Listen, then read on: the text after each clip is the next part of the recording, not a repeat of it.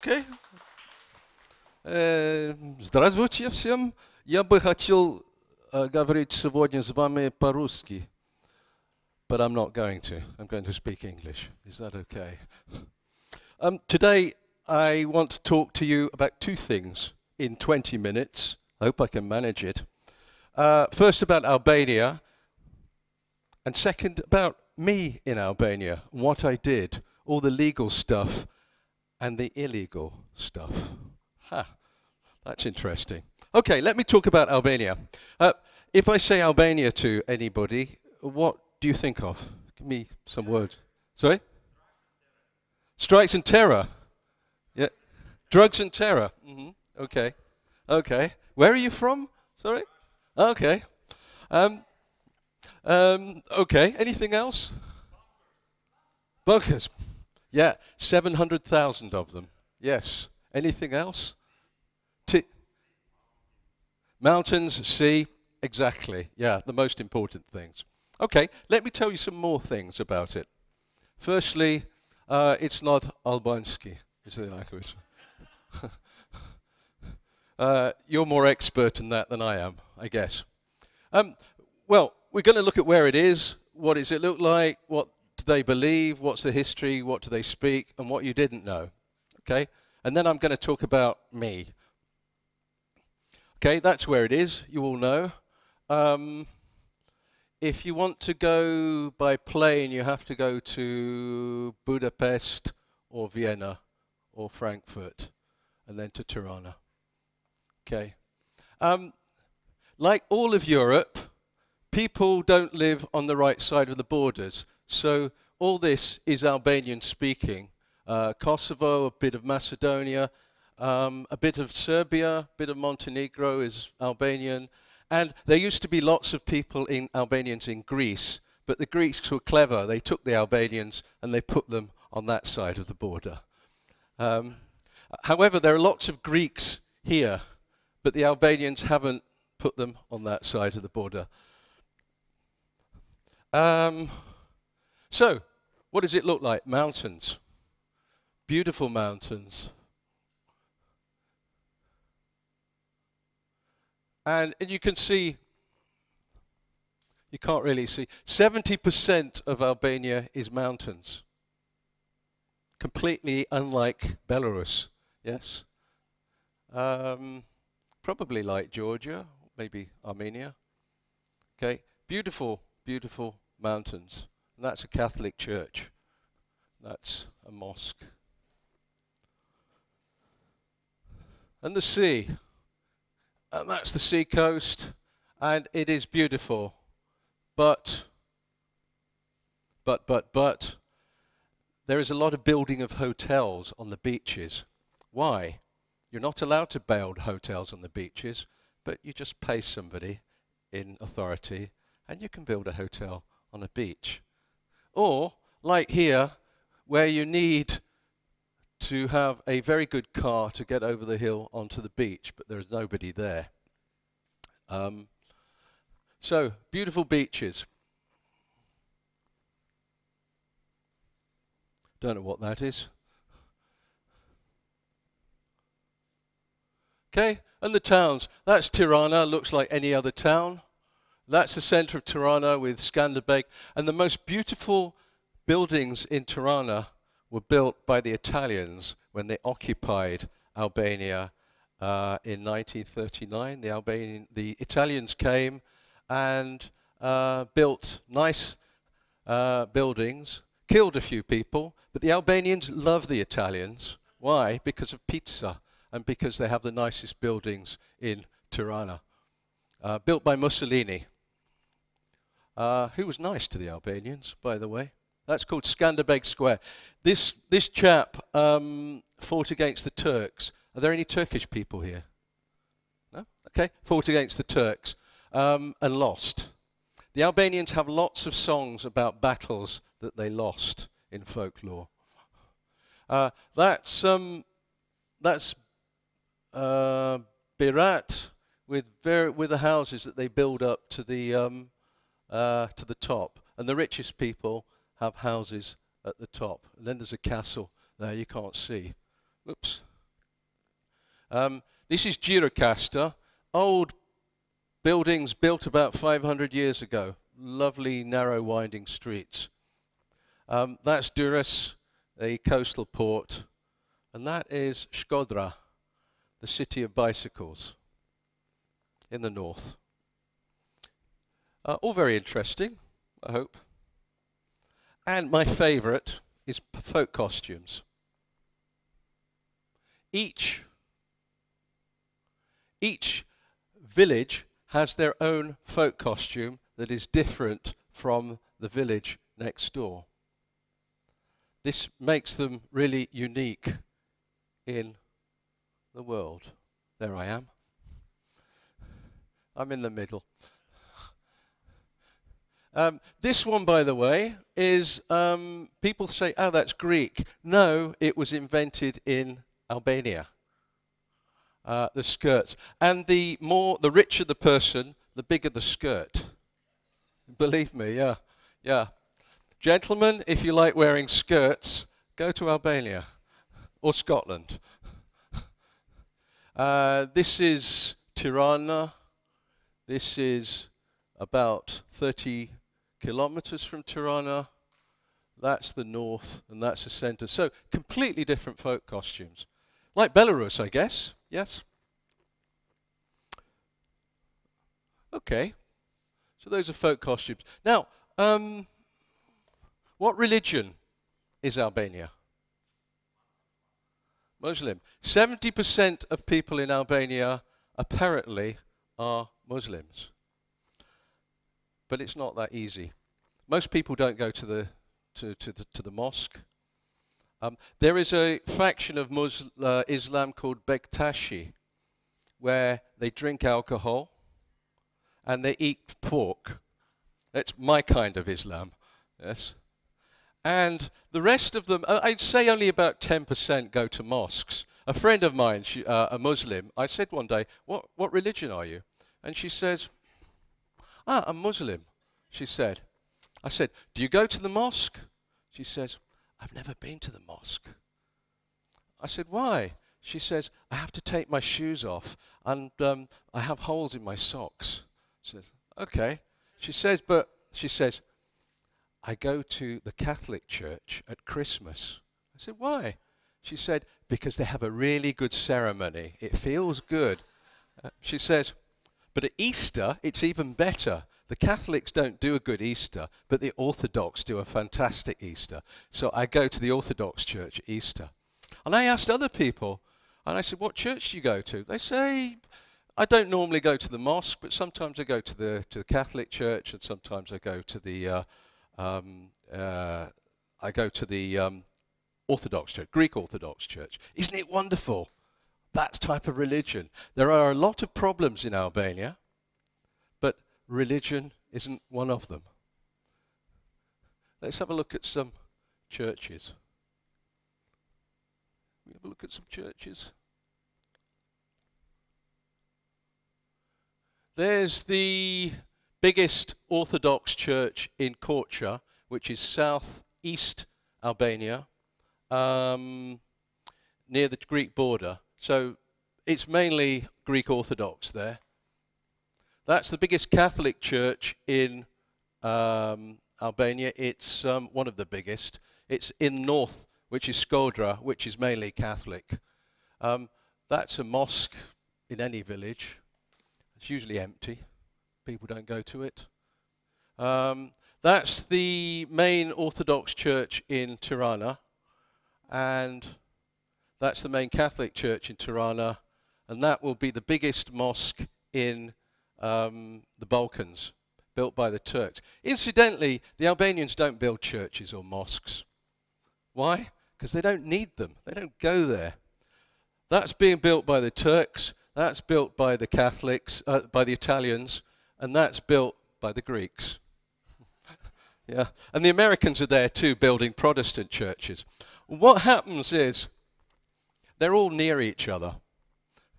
And at certain times of the day, you get the call to prayer, Allah Akbar, coming from the minarets. Then 5 minutes later, the Catholic bells ding, ding, ding, ding sound. And then 15 minutes later, because they're Greeks, the Greek Orthodox, ding, ding, ding, ding, ding, they're all competing against each other to see who can make the biggest noise. So you have to walk down the street like that for 20 minutes. It's friendly competition, though. It's better than killing each other, isn't it? Okay, bit of history.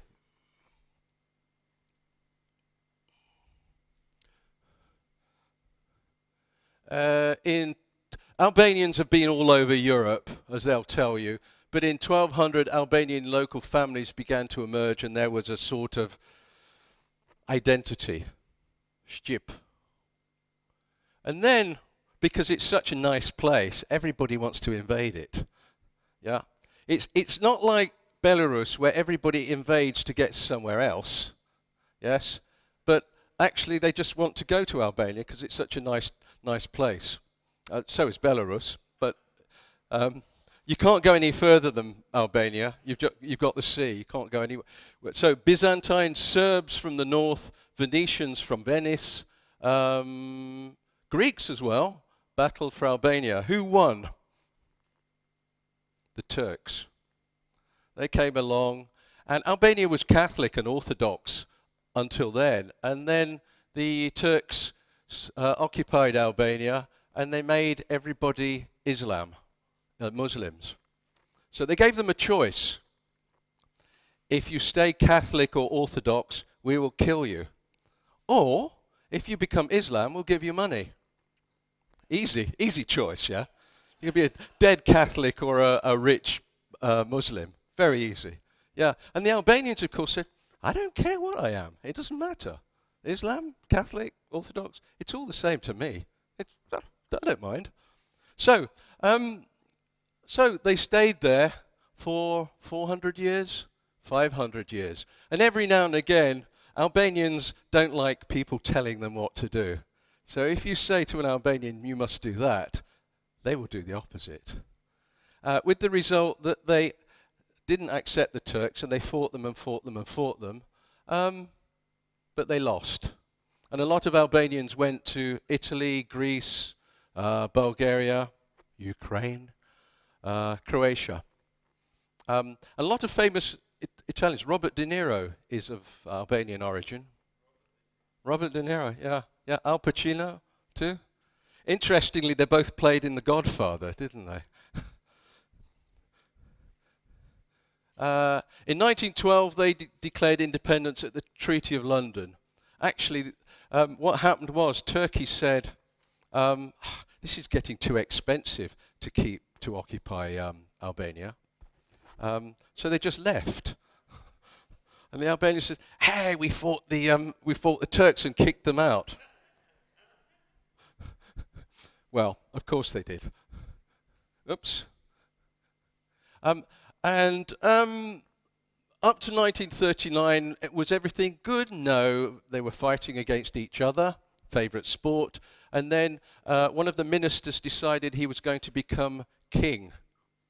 So he called himself King Zog, which means bird in English. So King Zog. And then Italy invaded and King Zog left with his gold and his Hungarian wife and lived in the Savoy Hotel in London for the next 20 years. So what happened after that? And Italians were great. They built roads, they built nice buildings, they brought in infrastructure, and pizzas, of course. And then in 1943, the Germans occupied Albania because they said, Italy, you're not doing the job properly as occupiers. You've got to kill people as well. Italians say, I don't want to kill people. The German says, yes, you must. And then the Germans discovered that there were, I should say fascist Germans, shouldn't I? Discovered there were Jews in Albania. So they said to Albanians, if you hide any Jewish people, we'll kill you.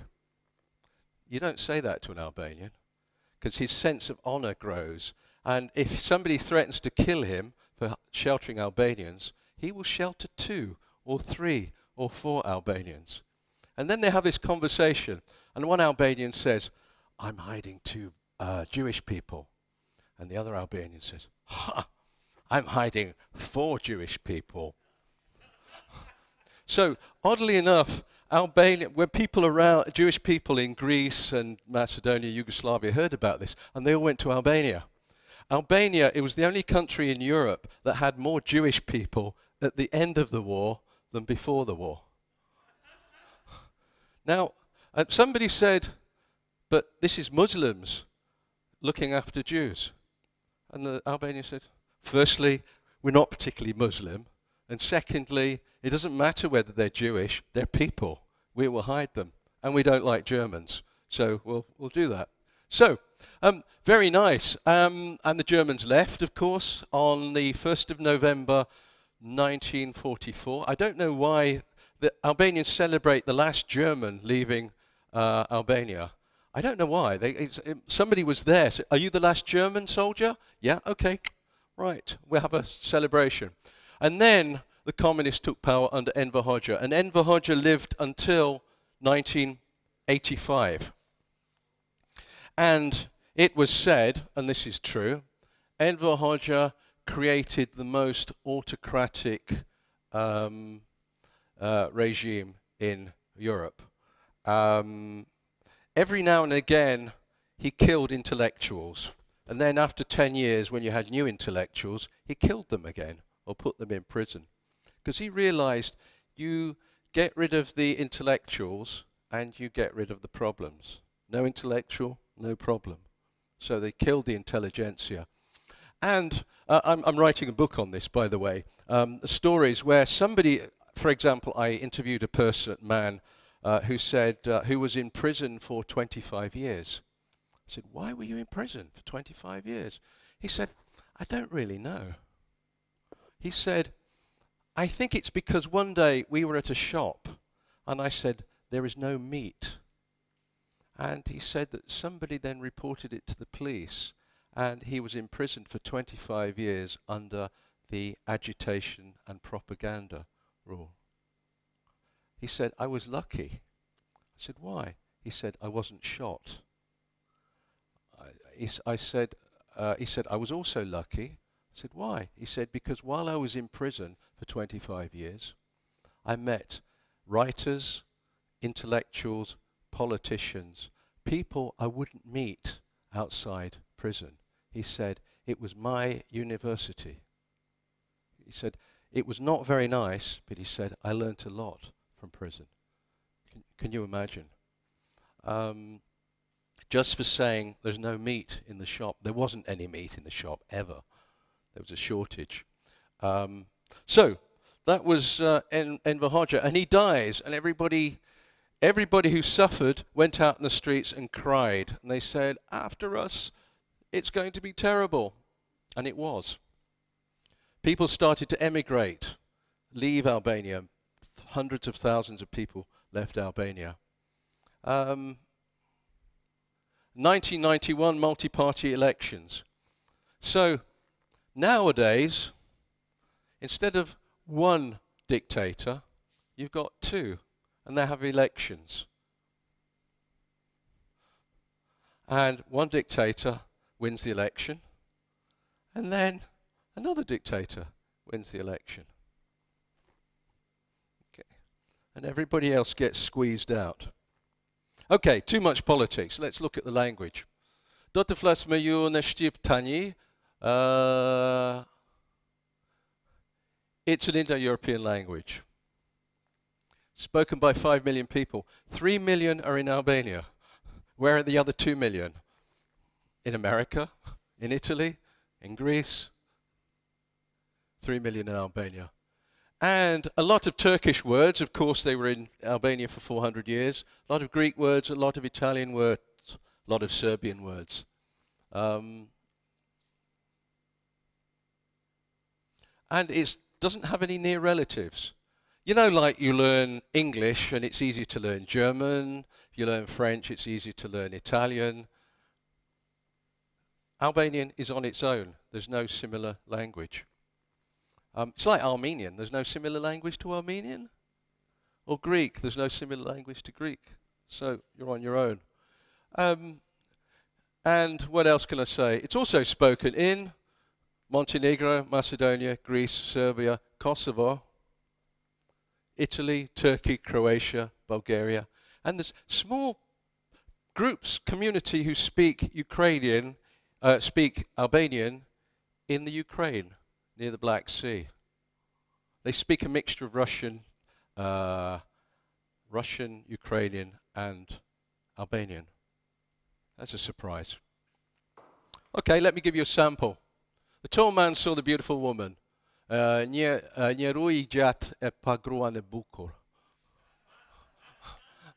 tall man saw a beautiful woman. Then the whole grammar changes. Okay? Do të flas me ju në shqip tani. So,